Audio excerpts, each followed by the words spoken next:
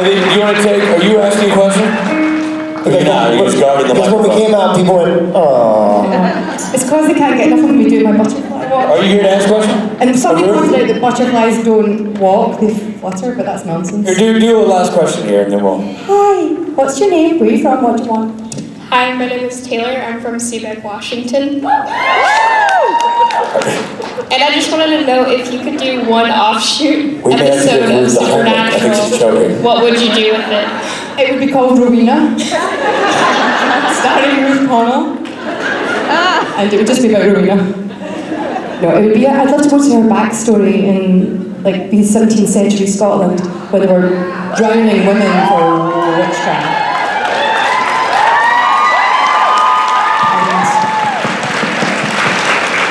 For that question, you're going to get 2 special prizes. Here's your stolen merchandise. Pilfered from the local. It's not only stolen, it's organic. Oh. Organically stolen. Ruth was high when she did it. I'm always high. Yeah. Oh, we know. Really? I wouldn't know, ma'am. Lady in butterfly wings and tassels in her hair. I stole this from some of the audience, but I am going to give it back. You steal everything. That's stealing going on. That's her thing. Ruth, she steals. She steals everything. Including our heart. Yes, I know. Because we're like ice dancers here now. Yes, we got Scotland's finest imports. Ladies and gentlemen, Ruth Connell.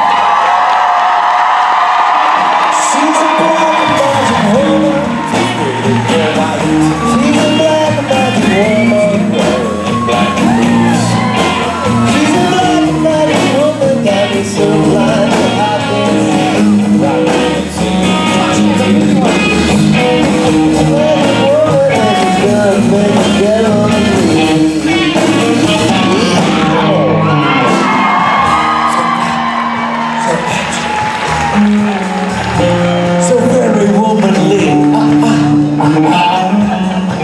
She's got wings, right?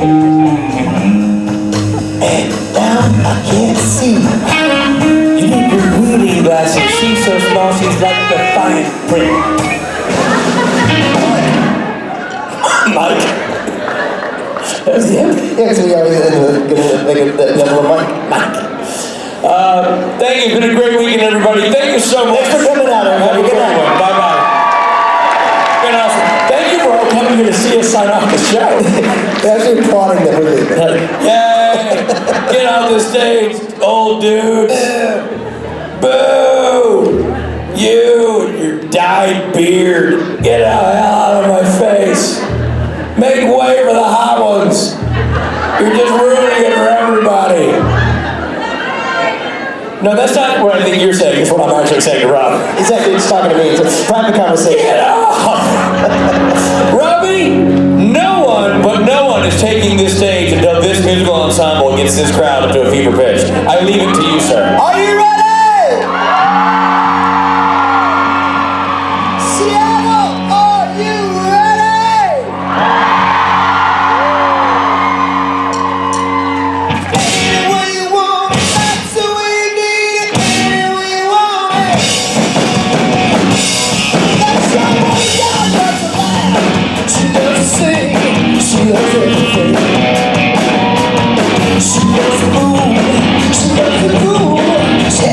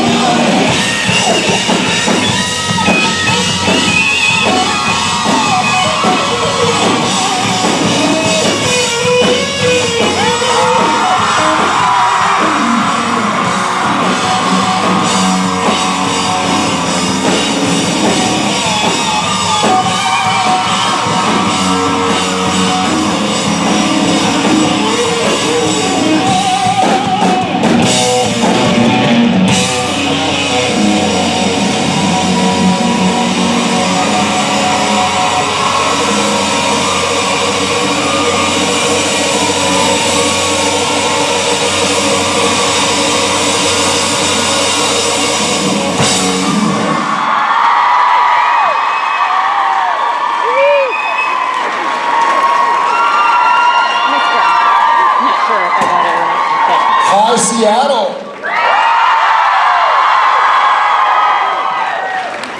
Hola, Seattle. Oh wow, I didn't know you were bilingual. I didn't know it was Seattle. Spanish. People were surprised that you spoke Spanish, especially people who speak Spanish. I didn't know what to say. Ladies and gentlemen, let me make this official. Good people of Bellevue and the surrounding counties, I give you Jensen and Jared Padalecki.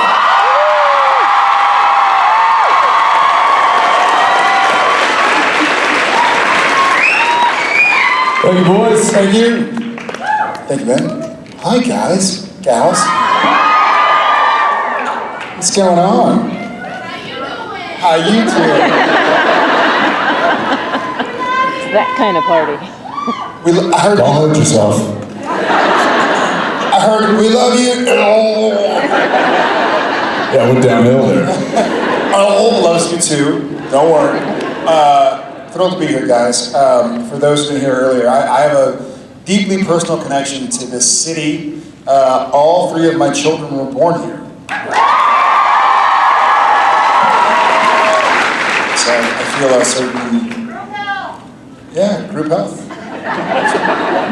Where were the other ones born?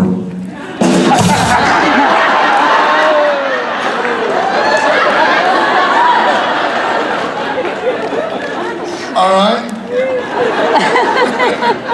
The other ones were born in houses.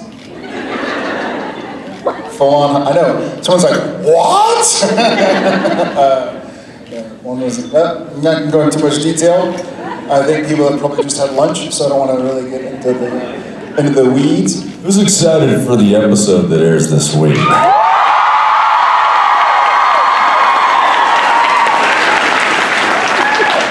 Okay, well, you should be. To all youths who didn't raise your hand, got my eyes on you. Yeah, we got a cool one happening this week. How many of you were there? I know there were a few people that actually attended the Paley Fest this past week. Okay, very few of you. They got a cool sneak preview of the episode, and it was. Jared and I got to sneak in and watch it with. Well, actually, a few of us got to sneak in and watch it with an audience that was. Maybe a little larger than this crowd here, yeah, and it was awesome. It was certainly an experience that we had not had. I actually found myself laughing at it, legitimately, like laughing at it like a TV show, as opposed to. Well, you also have to understand, that was the first time we'd seen it too, and we'd only seen renderings of the animation, so we had not seen the animation put to life with our voices behind it and that whole thing. So, and this was stuff that we recorded over a year ago. It's taken them this long that's how long it takes for the animation, the whole process. So it was a pretty awesome experience. And so for those who didn't see it, we're excited for y'all to see it on Thursday. It's gonna be fun. All right, without further ado, or a don't.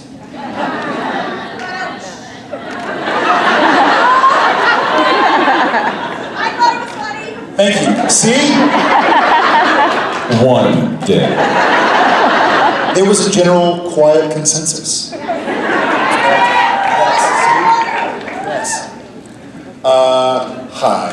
Hi there. My name is Charity, and my mom Debbie's on the phone. She couldn't be here, so can you say hi, Debbie? Hi, Debbie. Hi, Debbie. Okay, I'll call you back, Mom. I love you. Bye.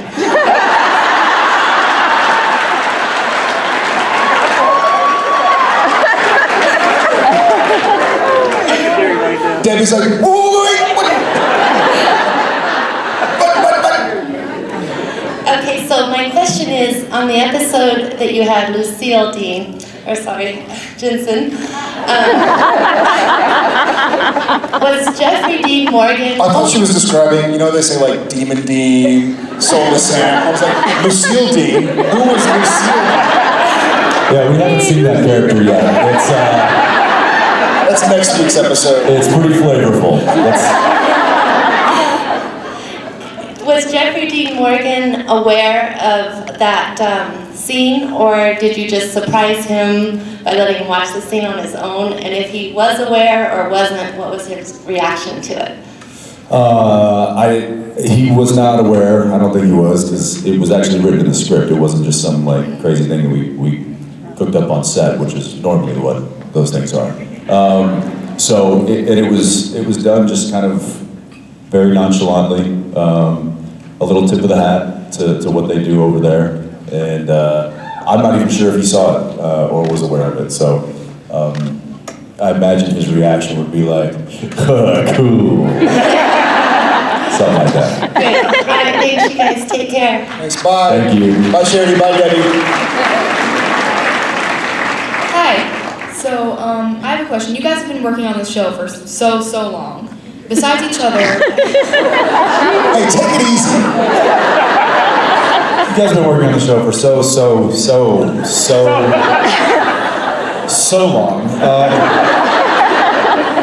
Yes, thank you. Besides each other, who is the closest to you guys, like family-wise, within the cast and crew? I'm pretty close to this chick who played Ruby.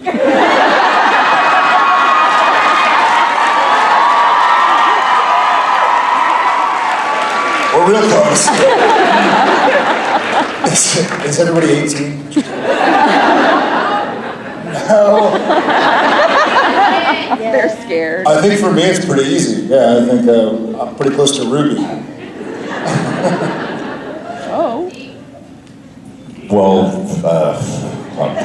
Sister Joe.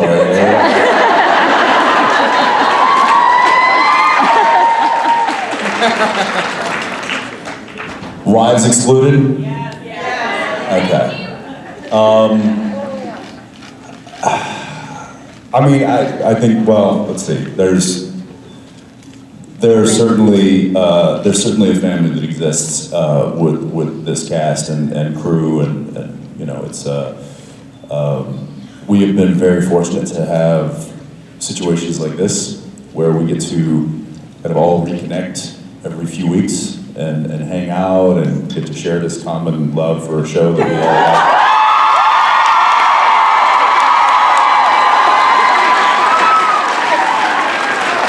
Who's that guy?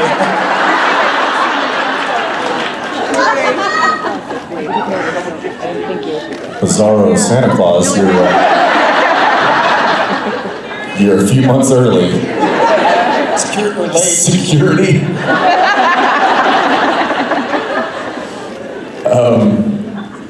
It would be hard to pick.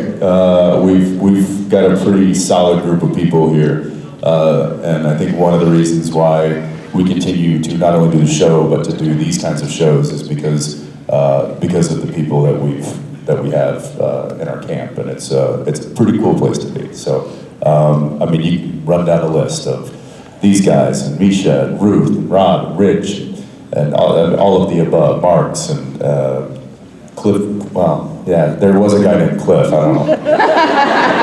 I don't think he's here today.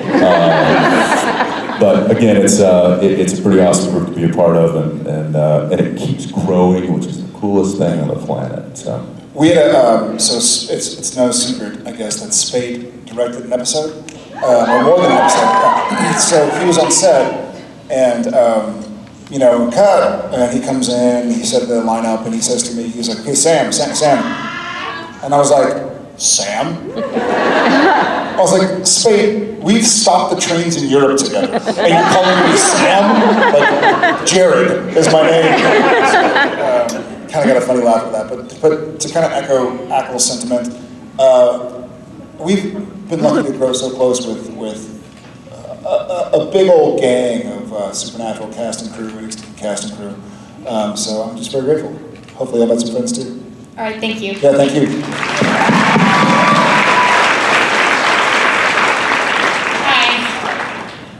So what's your guys' best prank, either on set or off set, that you guys have pulled either together or separate?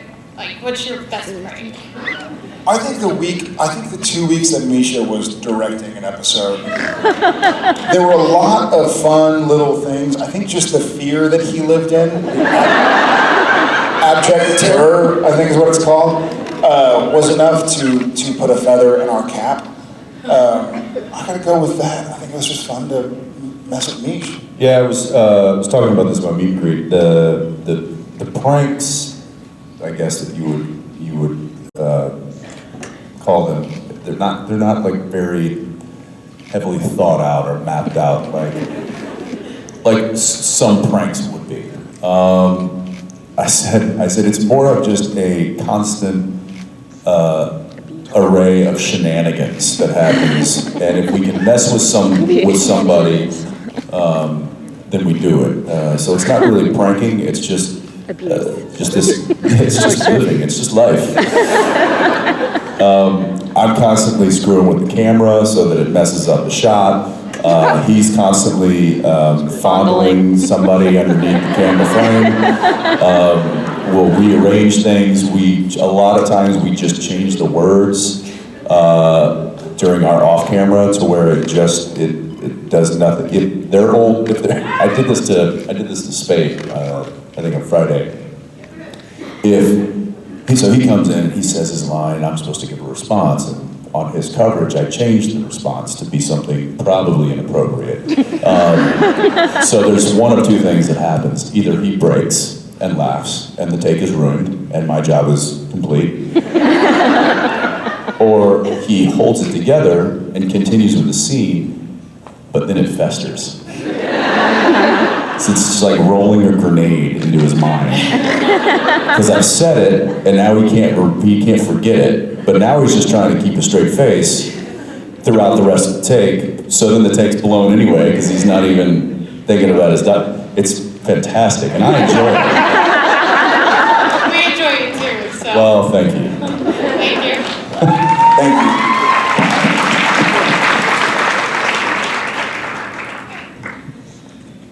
I was just gonna ask, I know you guys probably become real close to your fellow cast members. Out of all the deaths that there's been, have you guys taken any of them worse than others?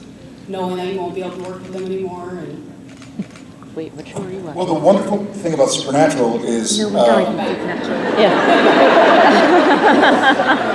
really don't know that we won't work with them anymore. I'd say early on, we probably took some deaths pretty hard, you know? Like it was like, oh my gosh, I can't believe they killed that character off. Like, I love that character. I also love the person that plays it.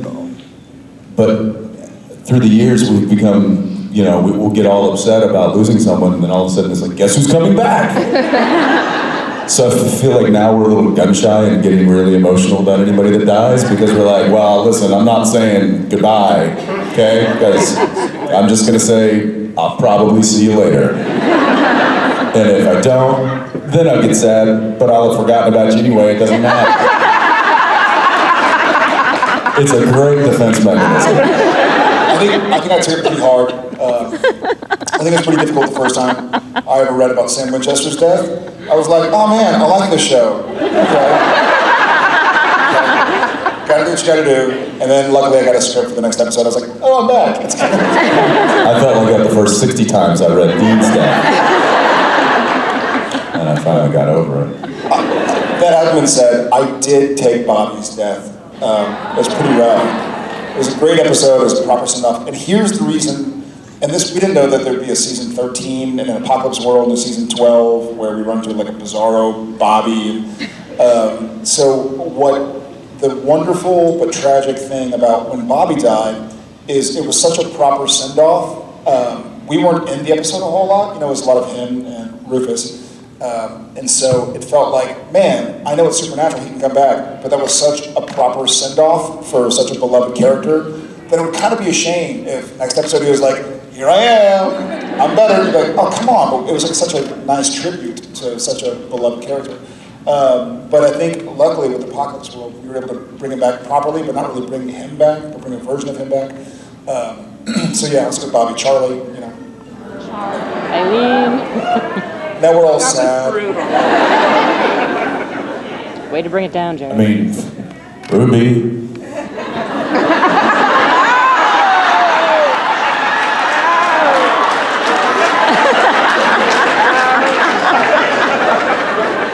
Probably would have led without. Yeah.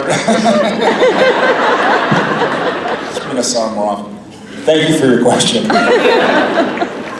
Hi. Hi. So this is my friend's question because I didn't think I'd actually get picked, and so I didn't have a question. What? Well, I didn't. Well, I'm gonna give you my friend's answer. If your wives were here, what bad habits would they say that you guys have? None. Don't lie. Oh, How much time you got? I'm gonna be here all day. I know one just because there are many. The one that comes to mind, and this is only something that she would really know because I don't really get ready for bed around anybody else. But when I'm in the bathroom and I'm like, brushing my teeth and getting ready for bed, I don't know why, but I tend to do everything very mechanical and loudly. So it's almost like I'm working in a bar. Like I'm spinning the toothpaste and slamming it down, and then boom, hitting the faucet thing on, hitting it off, and she's just like, "What are you doing?" And I'm like, "I'm just brushing my teeth. I don't know what the problem is." And she's like, "Why do you have to bang everything around?" I'm like, "I'm just nothing. I don't what." And I never realized I did it until like just recently. She pointed it out, and now it's all I'm aware of. It's just. It's like I'm full-on Tom Cruise in Cocktail, just like spinning things, slamming them on the ground, doing this, kicking things, kicking the door closed over there, opening this. And I realized I make so much noise when I'm getting ready for bed. There you go, there's one thing, and it annoys the hell out of her too. But I'm not gonna stop.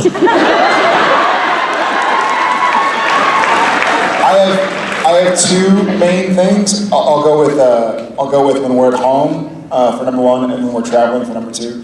So when we're at home, I leave the doors open, like to outside. If I go outside to take the garbage out, or to feed the chickens, or to let the dog out, or something. Which if you live in like Southern California or in Central Texas, spiders and tarantulas, everything. Snakes. Yeah, snakes, mosquitoes. And also, your air conditioning bill gets a lot more expensive. And then when we're traveling, I guess there are two major things. The main one is that if I go to the gym in the morning and I sweat, so I don't I'm not gonna pay $30 to wash a pair of shorts. So I'll go from the gym to the shower and start showering with my clothes on to wash the sweat off. And then I'll take it off and bunch it up in the shower and squeegee it out. And then I'll kind of put the pieces in the bathroom. Like one over the bath nozzle, one on the side of the bath. Because I want them to dry, because I don't want them to be moldy, And she gets so mad, because there'll be like a sock over here, a piece of underwear there, a workout shirt, a beanie. And she's like, your stuff is all over the bathroom, like I can't do anything. And then if I leave for a little bit, then I get mad, because then when I go somewhere, she'll bundle it all up and throw it in with like a t-shirt that wasn't a workout shirt. And I'm like, you're throwing it with workout clothes that are nasty and stinky, and I'm gonna wash those when I get home. So I know she doesn't like that very much. And I keep the AC on super cold, like 65 degrees. That's what I'm talking about. So I get home and I'm like, it's a sauna in here.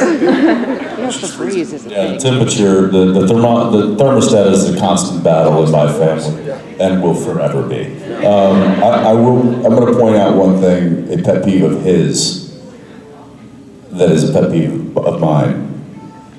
Something that you do that is a pet peeve of mine.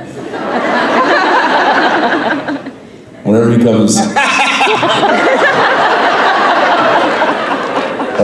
into my trailer, which is often, we're often, come in and run lines or, chatting about whatever, talk about what we're gonna do this weekend. Walk up and there's a countertop right there, and then like a sink on the back side of it, and then there's like chairs and stuff over there. He'll walk up, no joke, every time I can set my watch by it, he does this. And puts his gum on my counter. Every time. And I'll walk over and I'll see it and I'll be like, why? He's like, well, I'm not done with it.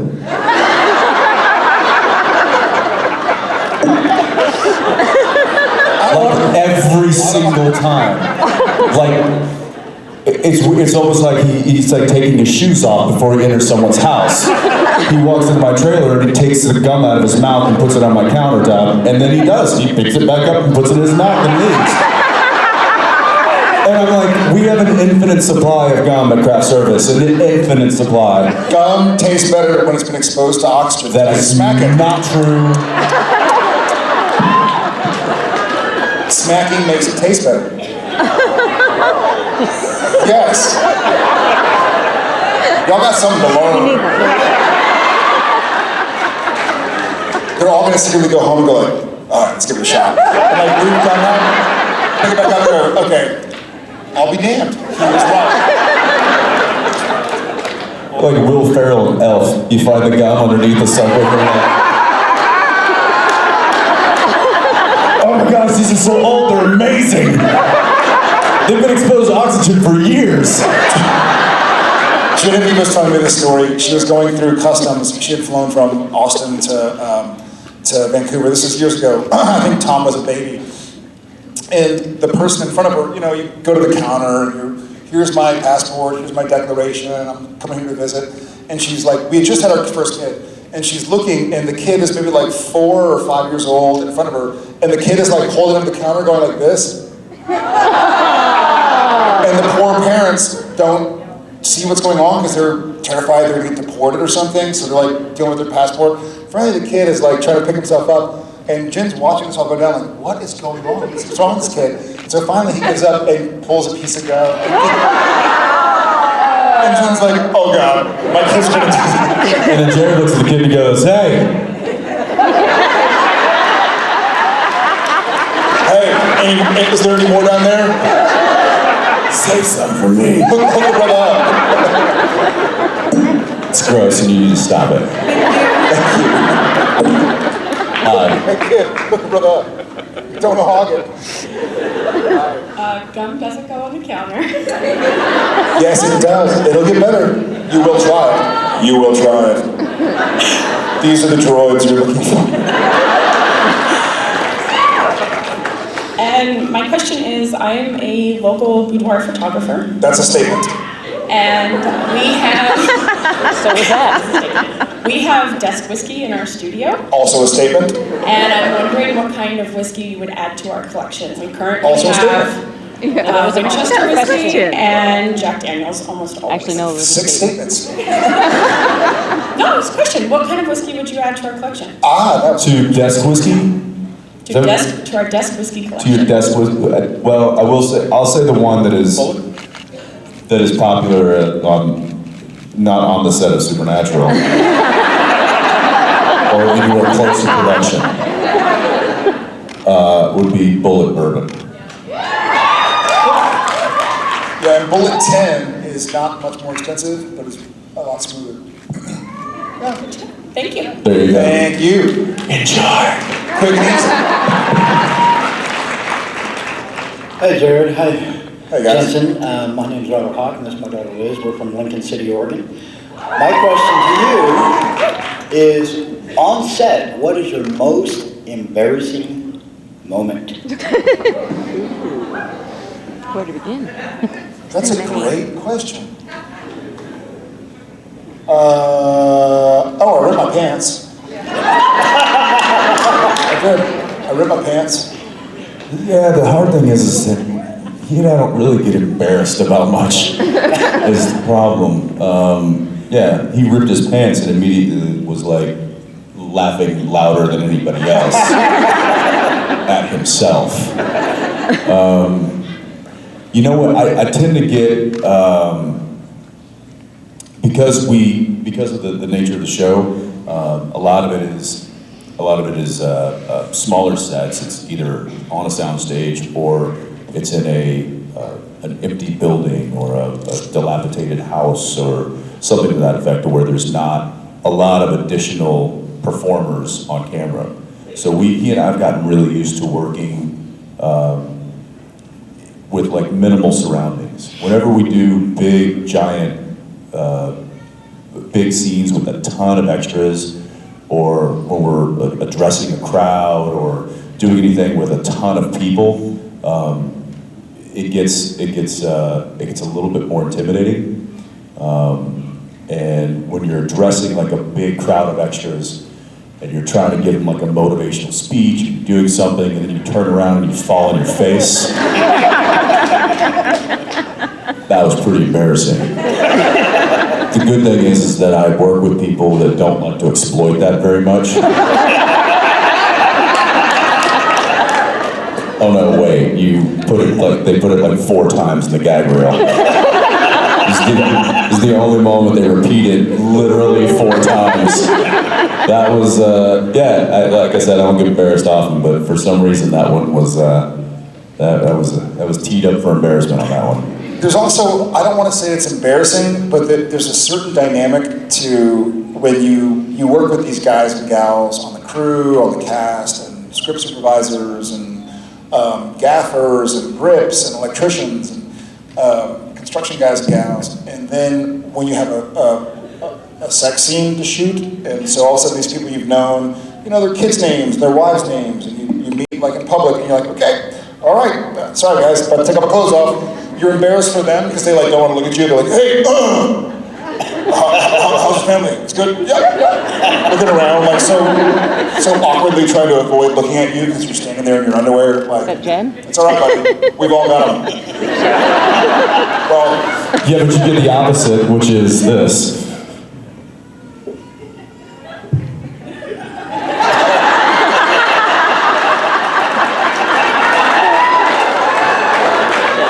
And then you have to tell Cliff to go back out to the parking lot.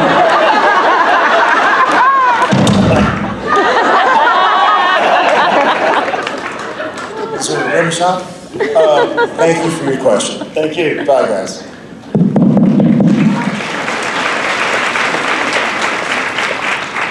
This is my first convention, so bear with me. So far, so good? Huh? So far, so good? Yeah. How was it working with Shoshana, and how much sign language did you learn? Shoshana is awesome. She's a champ. And even the episode after she'd become a mother, like she had her hands full, obviously, mothering and acting and wifing and adulting all at once, especially with guys like Jensen and myself being not very helpful on set because we're always goofing around. She's awesome.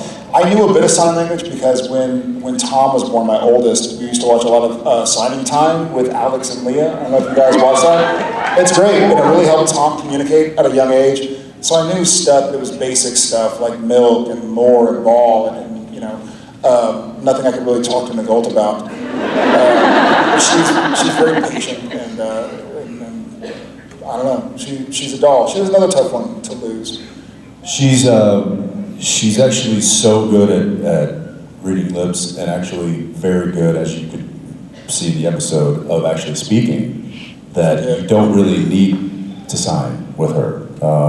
It's amazing how effortless the communication is with her. I mean, it's pretty awesome. She's an incredible person. We really like her and miss her. Yeah. So all the love from us to her wherever she is in the world.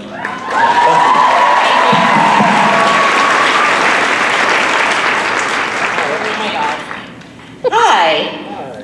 On season 3 on the writer's strike, Jensen, did you feel this would be the end and that you would have been stuck in hell forever? Dean. You know it's a character, right? Dean. Yeah, technically the writer's strike ended when we came back in that. The last day of shooting before the writer's strike was the Mystery Spot diner scene. The Sam Winchester keeps us we were at the bed every morning. Right. We didn't really know what was going to happen. We knew obviously that the strike wouldn't, you know, it wouldn't last forever.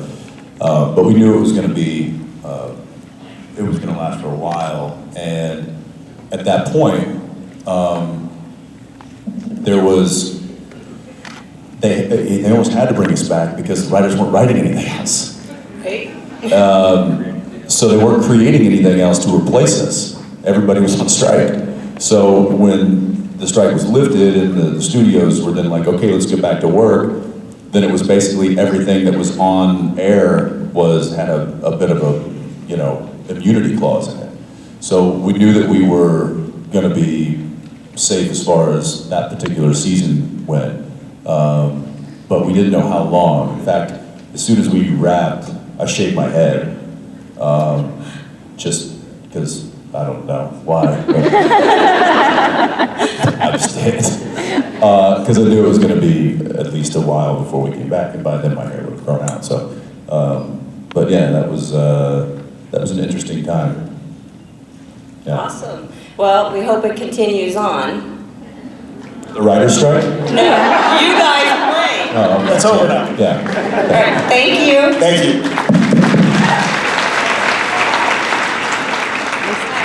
So my question is, I was gonna ask, since a lot of us spend a lot of time online looking at pictures of you guys and things about the show, what's your favorite thing that you found online about you guys or the show?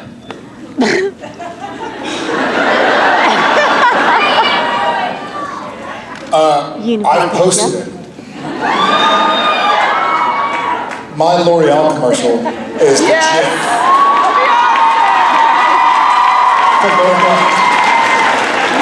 Somebody, if you're in here, I'd like to give you a hug. Somebody photoshopped You did a L'Oreal. No, it was like they put me on a GIF of Beyonce, like twisting around, and I was mesmerized. I'd never had that reaction looking at Sounds like a myself. nightmare.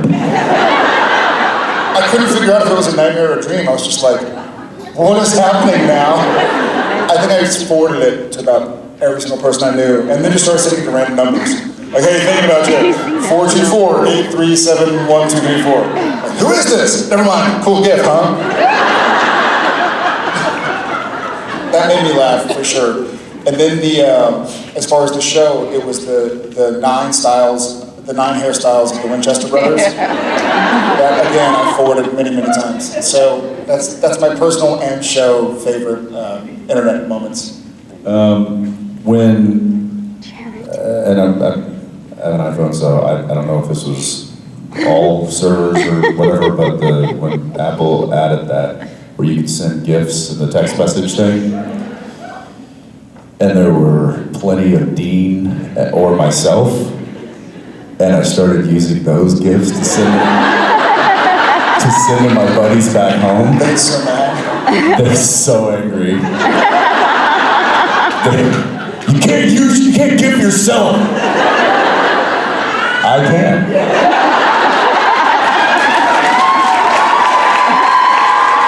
This is fun. That's gone a long way in my world. I'm on a text thread with a few other buddies, and one of them is a mutual friend of ours, and he sent a GIF that was somebody going like this, and it just said, bless this post, because there was a funny text earlier.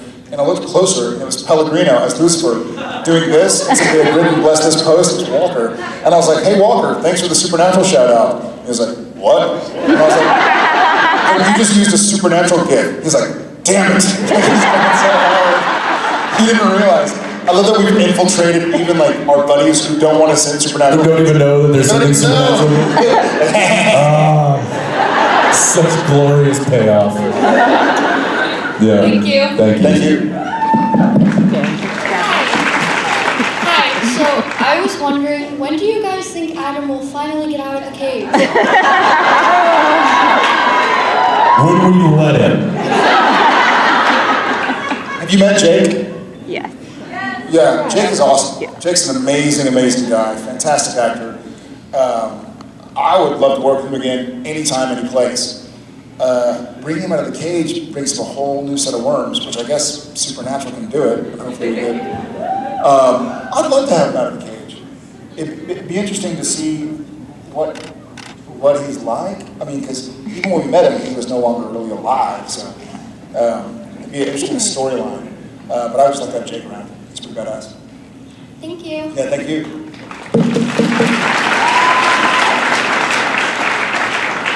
Hi guys, my name is Rebecca. Rebecca. I'm from Long Beach, California. I just wanted to know. Do you know Snoop Dogg? What's that? Have you ever met Snoop Dogg? He's from LBC. No, but I do know quite a bit about him. I met you guys Not earlier in the everyone walk. from Long Beach knows Snoop Dogg, Jared. Too bad for them. I don't know Snoop Dogg either. Do you know Sam Houston? Yeah, I'm from Austin, Texas. Yeah, everybody, Sam Houston's been dead for centuries. So do you know him? Duh. I got a picture I know of you guys Sam. earlier, and you saw my son, who was the one in the Metallica shirt, and I just wanted to know how you guys integrate your acting career with your son and your children. I'm a full-time mom myself, and I just wanted some input.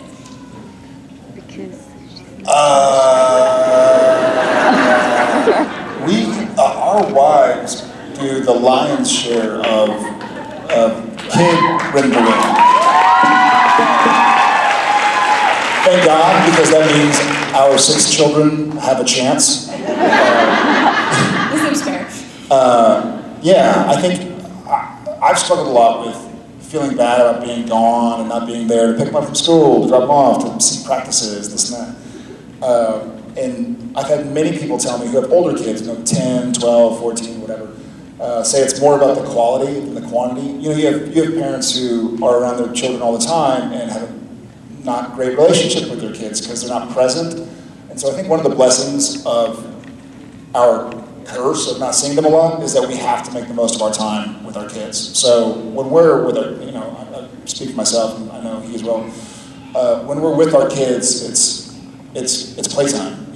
Like you're chasing tarantulas and lizards and jumping in the pool and playing in the swing set and chasing each other around and doing hopscotch and walking around the neighborhood. So I think it's just trying to get as much quality time as possible. Thank you. Yeah, thank you.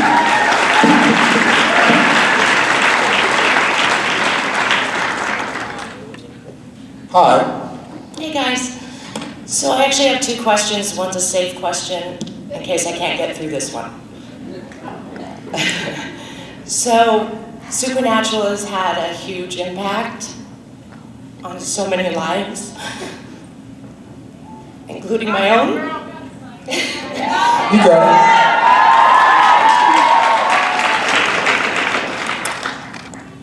it. And none of us want to think about when it's not on the air anymore. What I do want to think about is how the family will continue and the good acts that will continue to happen. Have you guys put any thought into what you would like to see or how you would like to see that continue? I don't, not necessarily, because, and we touched on this a little bit this morning in the gold panel. We don't know where the finish line is. We haven't seen it yet, and so to start making plans for beyond that, in my opinion, is just premature. Because start making plans. Oh well, if it's next year, then this is what we need to line up for the following year. But what if it lasts for another several years? Things in our life might change. So I don't know where we're going to be personally in a year or 2 or 3 from now. But I do know that, and I think he agrees with me in this. What we've built here with this show and with this fandom is not something that dissolves when the show stops.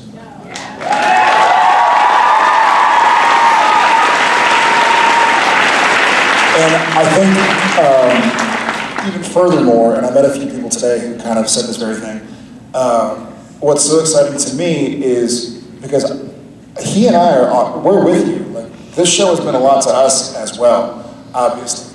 And the people we've met, the friendships we've made and whatnot. So I love so much seeing people say like, hey, we've been friends for a year online, we just met for the first time. Like all these little, it's like the exploding dots I used to draw back in middle school, and this one leads to this one, which goes like, it's like a pyramid.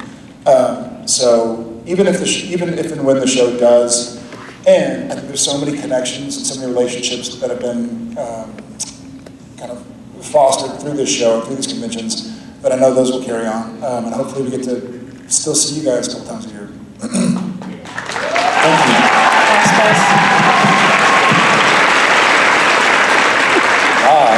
Hi guys, my name's Janelle. I'm from... Janelle? Yes.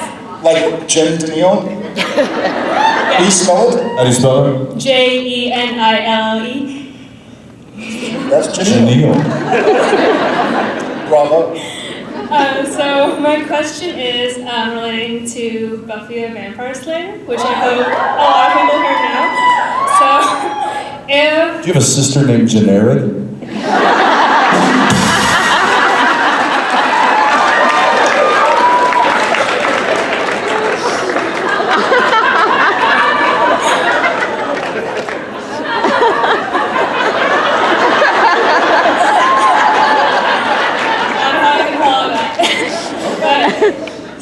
Do you have a parent named Jamari?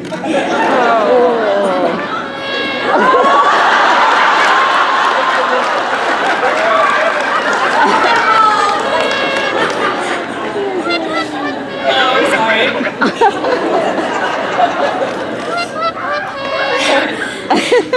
Buffy the Vampire Slayer, go.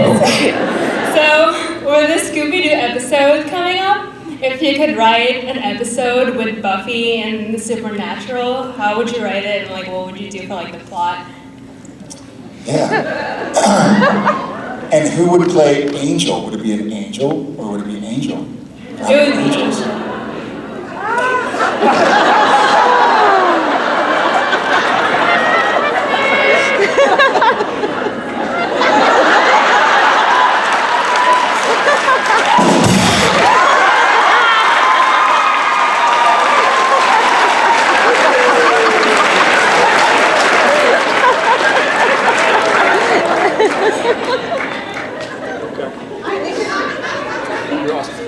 It would look a lot like this. How would you do it? Because you've thought about this. I'm not a writer, then I'll take Well, neither. Whoa. I don't know, like, I've read a lot of, like, not read, but I've seen fan fictions of people writing about Buffy and Dean together. If you've seen the I'm cool with that. I don't know. Yeah, all right, great. Write that. Dean, Buffy, Duffy. then have Scooby running by in the background. Like that, you know? Run by, you know? It's Yeah, what's Sam doing when Dean's off with Buffy? walking the dog.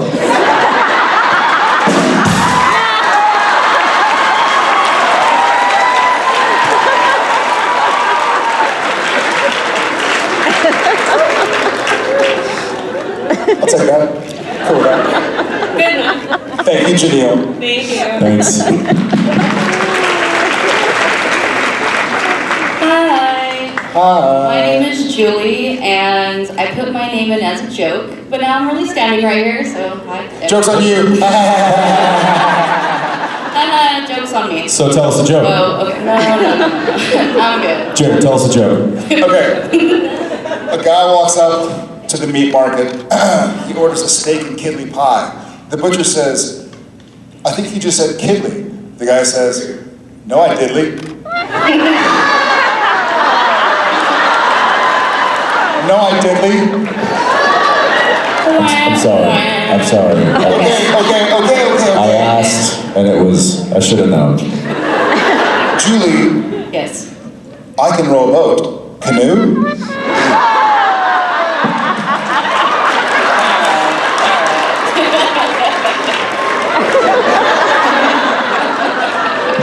Okay. No, don't leave, please. All right. So my question's going to be kind of a mashup between my question and my friend Chrissy's question. Excuse me. Is there any regular TV shows or reality TV shows that you personally like watching on downtime? Like, is there any of that? Any Housewives? Jersey Shore, I don't know. There's only one Housewives, it's New York, come on. I'm gonna sell him out. So, please do. We have TV in our trailers, right? And they splice it. You know, we have a box in each of our trailers, cable box in each of our trailers, but it's on like a whole home system. So if I record something, it shows up in his trailer. And if you record something, it shows up in my trailer. So, please go on. I have like, what was the episode? I had like 3 days off when we were filming. It was some episode like 3 months ago or whatever it was. It's called Below Deck. Yes, Below Deck. I show up and I'm like, I didn't record 30 episodes of Below Deck in the last 3 days. What's going on? So it's like a yachting show. My wife is my wife. she watches these shows, unfortunately. And then when I go home on the weekends, I'm subjected to them on a loop.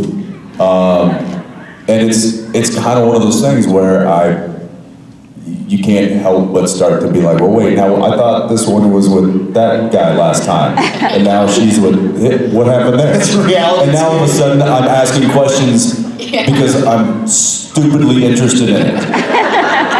And, you know, my mother, God bless her, had the foresight to, when I was a kid and I'd walk in to the living room and she had all my children on the TV, and I started Not Days of Our Lives? No. Yes, that was a point of contention in our house for a long time. And I walk by and I'd be like, wait a second, I thought that person was with that person, and she'd be like, get out of that, get out. You are not allowed to watch this. And I was like, oh, it's a soap opera, it's daytime. But now I know why, because it would have sucked me right in. And these shows now do that, and that was one that she got me hooked on. I don't watch it anymore, but that was... Sure. It was bad for a while. Actual television shows that I watch. Seen all of Game of Thrones.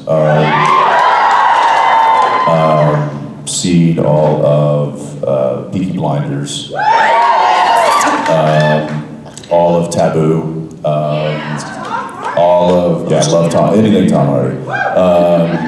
Ozark. Chris Hemsworth is better.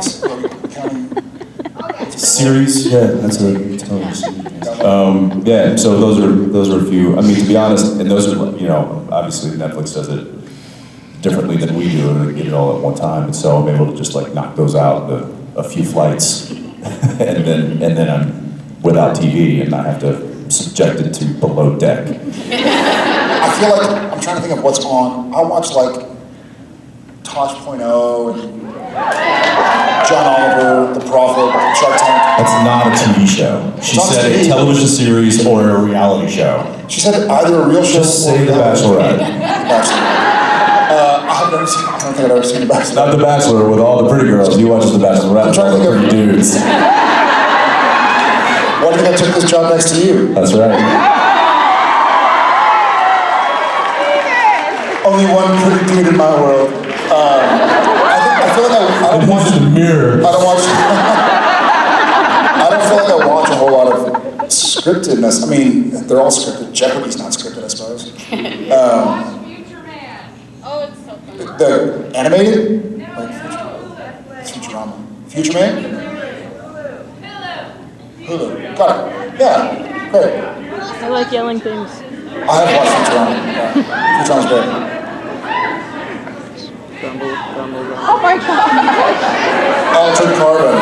All right, she asked us the question. Thank you, Julie. Thank you. Thank you. Bye. Look, if you have any shows that you want to suggest to us, write them down and put them in the trash can in the back of the car.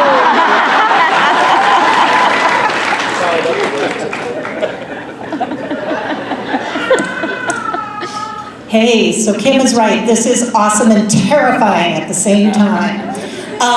So being a fan of both of yours from projects prior to Supernatural, not that we want Supernatural to ever end, but if you were going to go back to a prior project, what would it be and what have you learned during your years in Supernatural that you would take back to that project with you? Yeah, I think that was pretty easy for me. That'd be Dark Angel.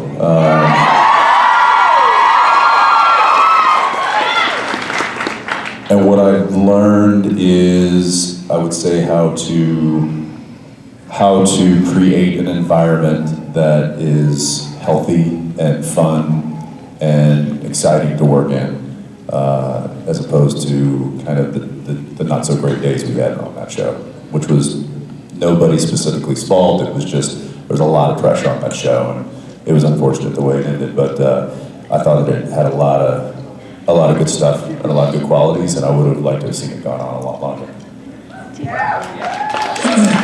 I would actually redo House of Wax, because it was my first time really dealing with, I'd come from Gilmore Girls, I'd come from, or whatever I'd done, I had always been acting to a human being. House of Wax is my first real experience where it's like, okay, we need you to look at that piece of tape because this is where the bad guy comes out. I was like, what? Like, I can't see anybody, but it was such a different, I hadn't yet been used to acting to a blank wall just for the sake of special effects or visual effects. All my stuff prior had been scenes like I did in school, like I did in drama class or plays or whatever growing up. So I feel like House of Wax kind of caught me off guard. And kind of intimidated me. So knowing what I know now, I can go back and I know how to play it. I wonder if they have in like actual drama schools. Some of you might actually be able to answer this, but like in these really fancy drama schools, that they actually have courses that deal with green screen acting or acting to an imaginary universe or imaginary. Or someone on camera is just reading the dialogue from the other person you can't see. It's totally bizarre, and it's something that you really have to kind of get used to and understand and learn. I don't think I've ever heard of anybody teaching that or that being in the curriculum. What's that? Start it. Start it? Start it. Start it. Start it. Ask Misha. It's the supernatural school of acting to nothing. And I don't mean him.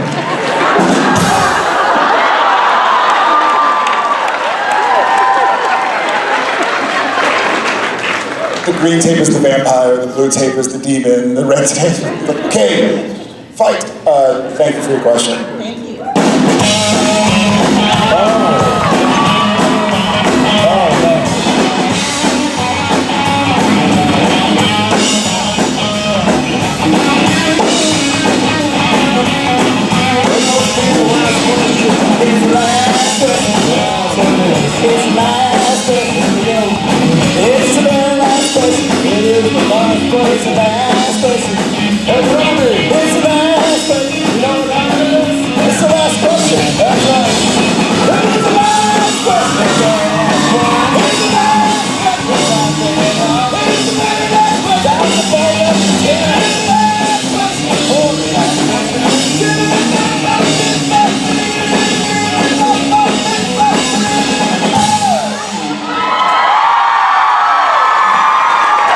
Supernatural family, please welcome Eleanor from Tacoma.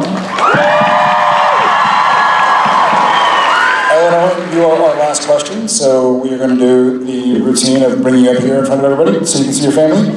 And what is your question? So, when Sam and Dean salt and burn a body, I've noticed that they don't wait until the fire is out and they just leave. Whoa. Do you have a different question, Eleanor? And I was wondering if you guys waited until the fire was out and then you put the dirt back in the grave, would that give the cops one less reason to come after you and then not get arrested?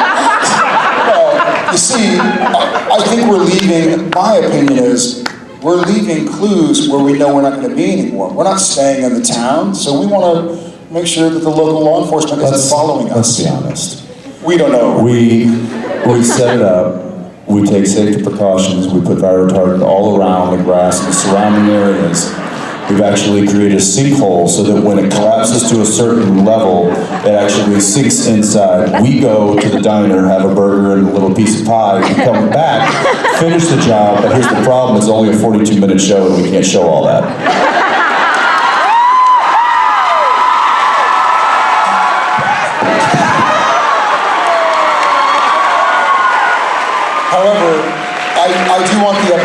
just 42 minutes of us like setting up a burial, a grave, going eating pancakes, like, all right, time to plant the song, going back, like, roll credits. You'll also notice that our graves are dug with laser precision. They're perfect rectangles.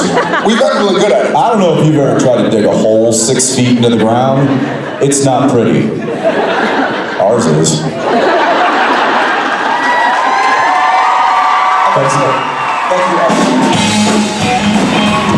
What was the last question? What was the last question? That was the last question. Let's see it. That was the last question. It's all over. No more questions. Ain't no more. Scooby Doo. That's all she wrote. When I read.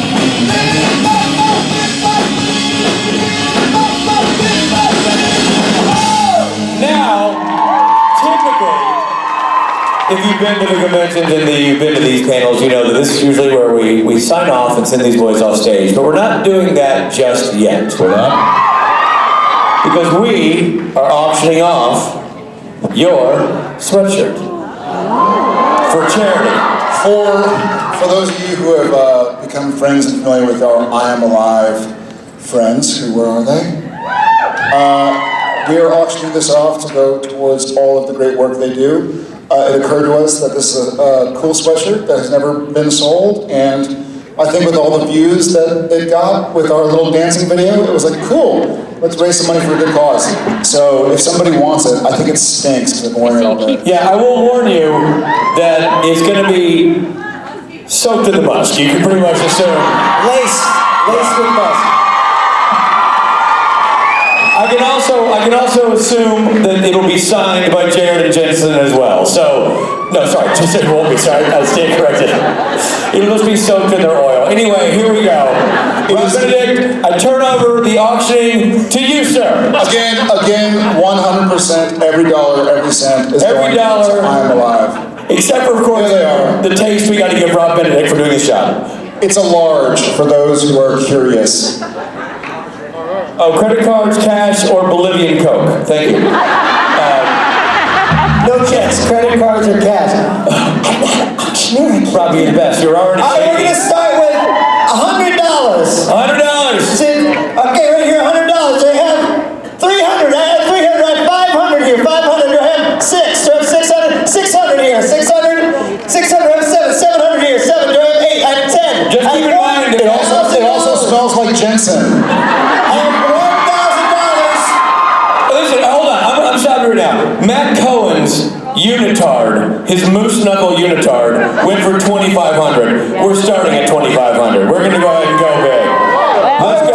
Oh wait, we're starting. Come on, Robbie, make it happen. Oh, we're starting at 2,500. Guys, see 2,500. We got right there. 2,500, Robbie. Where? 2,500. We got 2,500. Do I see 26? Do I see 2,600? I guess. $2,600 here. 26. Do I see 27? 2,700 for this.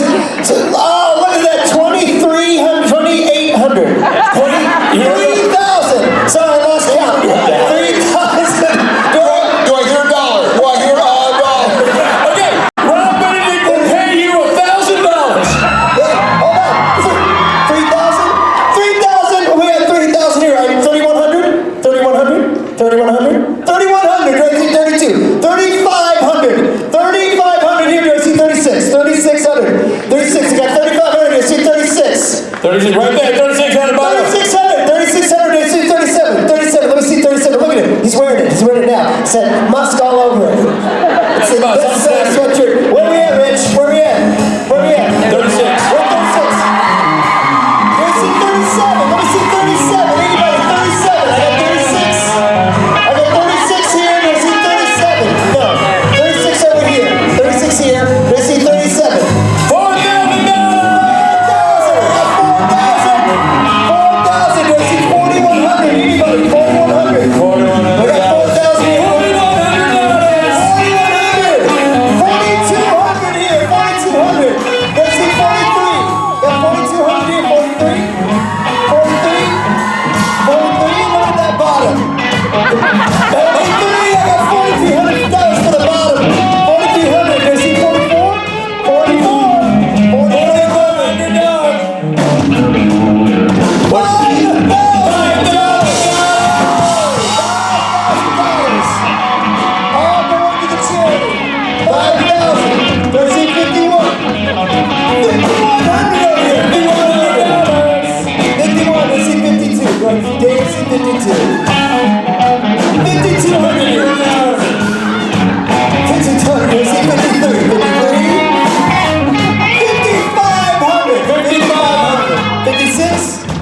56?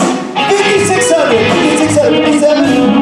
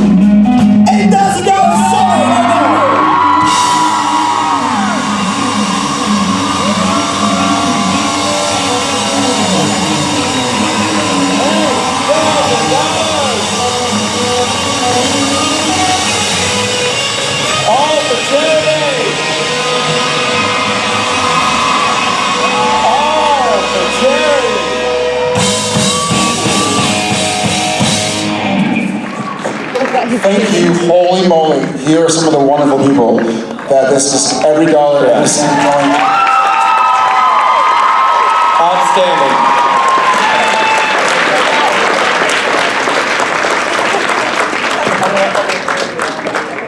You know what? She makes a good Jared Padalecki.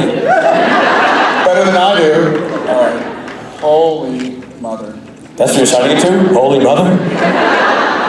That was fantastic. How about some signing music, boys? I'd like to thank everyone who been so generous. Thank you so much. Yeah, this is awesome. All charity. All the money goes to charity except for Rob's taste. He wants a little piece of something. You know, for the effort. Get it. All goes to charity.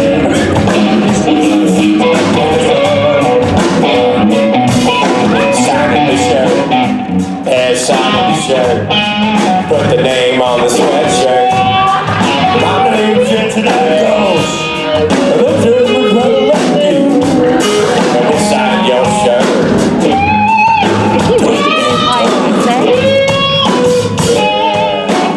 Well done. Well done. Round of applause, everybody. Absolutely outstanding. Absolutely outstanding.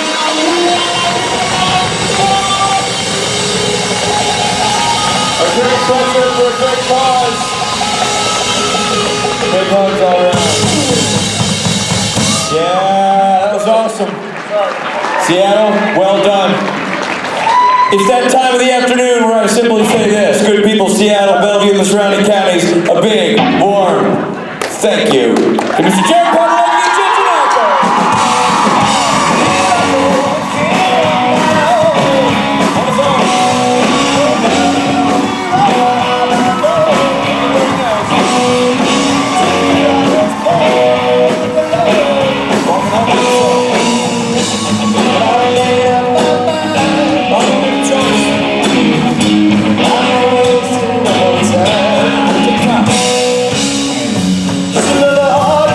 Risk